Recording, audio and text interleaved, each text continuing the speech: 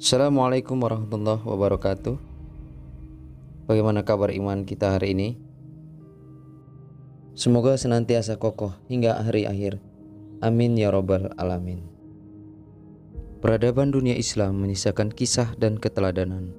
Segala macam corak sifat dasar manusia terangkum dalam perjalanan peradaban Islam itu sendiri.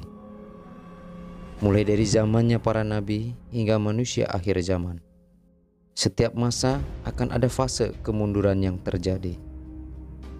Akan tetapi, fase kejayaan mengiringi setelahnya.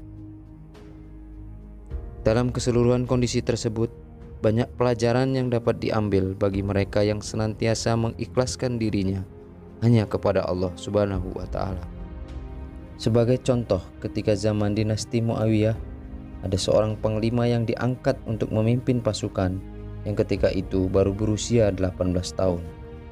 Dia adalah Abdurrahman II bin Hakam I. Dia diperintahkan oleh Khalifah ketika itu Hakam I bin Hisam untuk memimpin pasukan melawan Raja Alfonso II yang ketika itu ingin merebut pelabuhan Oporto dan Lisboa. Dalam perjalanan kepemimpinannya, banyak isu yang beredar dalam barisan pasukannya.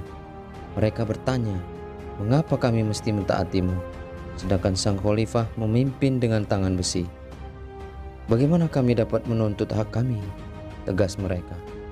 Dalam situasi tersebut, sang panglima memahami kondisi pasukannya.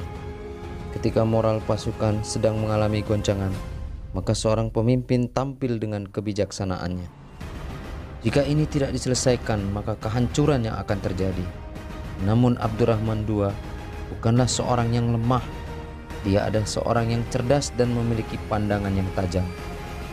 Bahkan dia adalah seorang orator yang ulung, yang sanggup mengembalikan mental para pasukan. Meskipun di usianya yang muda, dia terdidik untuk melalui itu.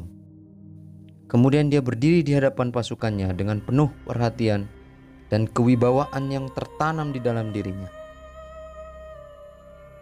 Lalu berkata, "Jika kalian menanyakan hak kalian, maka aku sebagai manusia telah diberikan hak itu, yaitu ketika aku lahir di muka bumi ini, Allah telah memberikan akal yang dengan itu aku menerima iman dan Islam. Ketika hak itu telah diberikan, maka pilihannya adalah kita akan menjadi sebaik-baik manusia atau menjadi seburuk-buruk manusia. Adapun apa yang aku berikan kepada kalian, sungguh itu bukan dariku, melainkan dari Allah Subhanahu wa Ta'ala. Maka saat ini lakukan kewajiban kita, niscaya Allah Subhanahu wa Ta'ala akan membalasnya.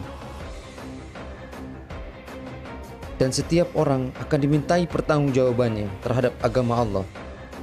Dan sungguh Al-Quran itu benar-benar suatu peringatan bagimu dan bagi kaummu, dan kelak kamu akan dimintai pertanggungjawaban." Al-Quran Surat Al-Zukhruf ayat 44.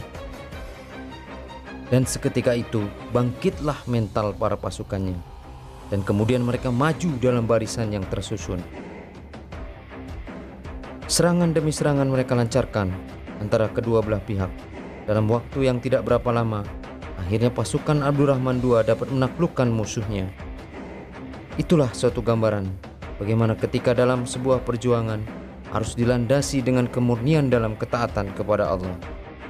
Padahal mereka hanya diperintah menyembah Allah dengan ikhlas menaatinya semata-mata karena menjalankan agama, dan juga agar melaksanakan sholat dan menunaikan zakat, dan yang demikian itulah agama yang lurus. Al-Quran Surat Al-Bayyinah ayat 5. Dalam kehidupan saat ini, banyak di antara kita yang senantiasa menanyakan hal yang serupa. Akan tetapi, kita melupakan apa yang telah diberikan kepada kita, yaitu indahnya iman dan Islam, udara yang tak terbatas, nikmat sehat, dan yang lainnya. Sehingga kita senantiasa berada dalam kebimbangan dikarenakan jauh dari Allah Subhanahu wa Ta'ala. Untuk itu, mulai saat ini kita merubah apa yang sudah dilalui dengan kembali memurnikan ketaatan kepada Allah, dengan melaksanakan kewajiban kita, sehingga kelak Allah Subhanahu wa Ta'ala akan membalas semua yang kita kerjakan. Berharaplah hanya kepada Allah dan jangan pernah berharap kepada yang selainnya. Wallahu a'lam bishawab. Wassalamualaikum warahmatullahi wabarakatuh.